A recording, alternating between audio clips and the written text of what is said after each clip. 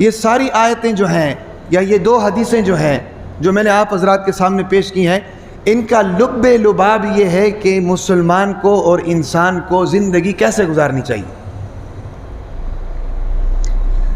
ایک مسلمان کو زندگی حضور نبی اکرم صلی اللہ علیہ وسلم کے طور طریقوں کے دائرے کے اندر گزارنی چاہیے، اور حضور نبی اکرم صلی اللہ علیہ وسلم کے طور طریقے عین اخلاق کے مطابق ہے۔ حضور نبی اکرم صلی اللہ علیہ وسلم نے کیا فرمایا کہ قیامت کے دن دیکھو اتنی نمازیں ہیں، اتنے روزے ہیں، اتنے حج ہیں، اتنے زکوٰۃ ہیں۔ یہ نہیں فرمایا کہ قیامت والا دن جناب ترازو کے اوپر سب سے وزنی عمل جو ہے نا جی نماز کا ہوگا، ترازو کے اندر سب سے وزنی عمل جناب روزے کا ہوگا، ترازو کے اندر سب سے وزنی عمل جناب فلانے عمل کا ہوگا۔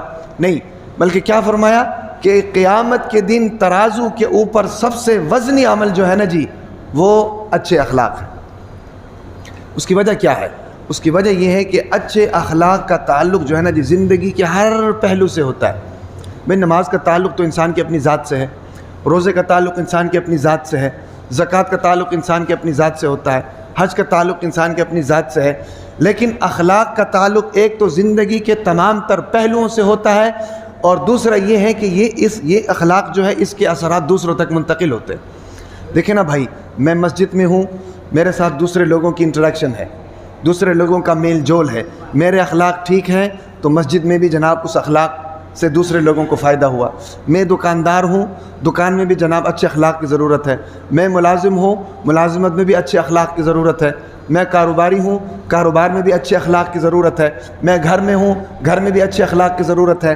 میں جناب بازار میں ہوں، گلی میں ہوں، محلے میں ہوں، شادی میں ہوں، غمی میں ہوں، خوشی میں ہوں، جہاں پر میں ہوں وہاں پر یہ اخلاق کا تعلق میرے ساتھ وابستہ رہتا ہے، اور انہی اخلاق کے اثرات دوسروں تک منتقل ہوتے ہیں۔ میں اگر کسی کے ساتھ اچھا برتاؤ کرتا ہوں اس کو فائدہ ہوا کہ نہیں بھائی؟ میرے اچھے اخلاق سے اس کو کیا ہوا؟ فائدہ ہوا۔ میں اگر کسی کے ساتھ برا برتاؤ کرتا ہوں تو میرے برے اخلاق سے اس کو کیا ہوا؟ نقصان۔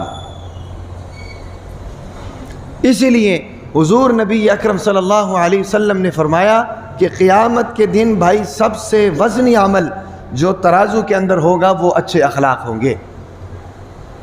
سمجھ آ رہی میری بات کی؟ اور پھر حضور نبی اکرم صلی اللہ علیہ وسلم نے کیا فرمایا؟ فرمایا کہ 2 چیزیں ایسی ہیں کہ ان 2 چیزوں کی وجہ سے انسان جنت میں بھی چلا جائے گا، اور انہی 2 چیزوں کے خراب ہونے کی وجہ سے انسان جہنم کا ایندھن بھی بن سکتا ہے۔ 2 چیزیں، جن 2 چیزوں کے صحیح ہونے کی وجہ سے انسان جنت میں پہنچ سکتا ہے، وہ 2 چیزیں کیا ہیں؟ اللہ کے نبی نے فرمایا کہ الفم والفرج، انسان کا منہ اور انسان کی شرمگاہ۔ اگر منہ کی صحیح حفاظت کی ہے، زبان کی، شرمگاہ کی صحیح حفاظت کی ہے، یہ ان 2 چیزوں کے صحیح استعمال کی وجہ سے انسان جنت میں جائے گا، اور یہی 2 چیزیں ہیں جن کے غلط استعمال کی وجہ سے انسان جنت سے محروم ہو کر جہنم میں پہنچ سکتا ہے۔ دیکھو نا بھائی، سب سے زیادہ استعمال انہی 2 چیزوں کا ہوتا ہے، سب سے زیادہ استعمال، اور ان کا استعمال اگر ہم اچھے طریقے سے کریں، اللہ تعالی ہمیں کرنے کی توفیق عطا فرمائے، جائز طریقے سے کریں، حلال طریقے سے کریں، تو یہی 2 چیزیں ہمیں محفوظ کریں گی۔ سمجھ آ رہی کہ نہیں؟ والذین هم لفروجہم حافظون، قرآن مجید کے اندر سورۃ المؤمنون کے شروع والی آیات میں کامیاب لوگوں کی 7-8 نشانیاں بیان کی گئی ہیں۔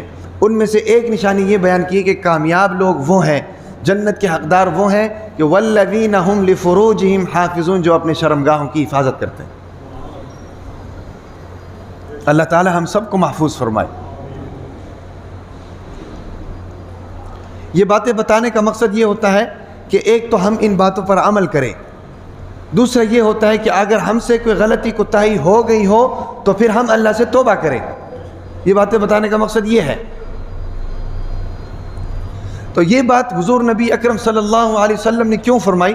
وہ اس لیے فرمائی کہ منہ کے ذریعے انسان جو ہے یا تو دوسروں کو تکلیف دیتا ہے یا دوسروں کو فائدہ پہنچاتا ہے۔ دیکھو نا بھائی، ایک مریض ہے، وینٹیلیٹر کے اوپر ہے، آخری سانسیں چل رہی ہیں، بھی ڈاکٹر کہتے ہیں کہ بھئی دعاؤں کا اہتمام کریں، اس کے لیے کوئی بندوبست کریں، یہ ہمارے ہاتھ سے نکل چکا ہے بھئی، مریض کو یا تو پتہ ہوتا یا نہیں پتہ ہوتا، لیکن ایک بندہ مریض سے ملنے آتا ہے، وہ جناب اس کے ساتھ اس طرح گپ شپ لگاتا ہے، اس کو جناب ٹینشن فری کر دیتا ہے،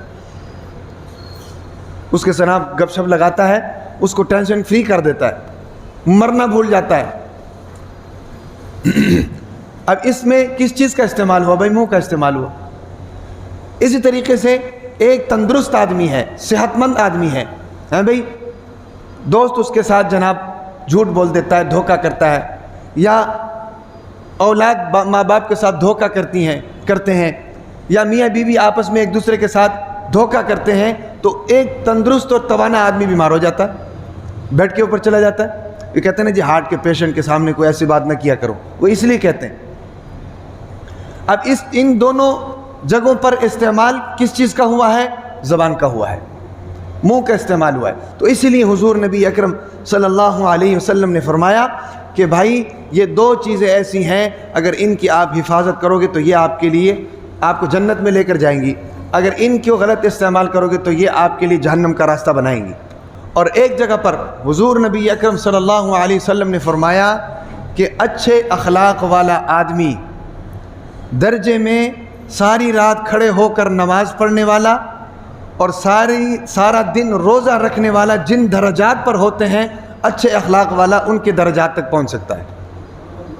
روزہ بھی نہیں رکھا ہے، ساری رات کھڑے ہو کر نماز بھی نہیں پڑھی ہے، لیکن جب زبان کھولتا ہے تو جناب موتی پیر ہوتا ہے، جب کسی کے ساتھ بات کرتا ہے تو سچی کرتا ہے، جب کسی کے ساتھ معاملات کرتا ہے تو معاملات پر پورا اترتا ہے، جب کسی کے ساتھ وعدہ کرتا ہے تو وعدہ وفا کر کے دکھاتا ہے، جب بات کرتا ہے تو سچ بولتا ہے، اللہ تعالیٰ کے احکامات پر بھی عمل کر کے دکھاتا ہے، حقوق العباد بھی پورے کر کے دکھاتا ہے۔ تو حضور نبی اکرم صلی اللہ علیہ وسلم نے فرمایا کہ ایسے اخلاق والا ثواب کے اعتبار سے اس درجے تک پہنچ سکتا ہے جس درجے پر ساری رات کھڑا ہو کر نماز پڑھنے والا ہے اور ساری رات سارا دن روزے رکھنے والا ہے۔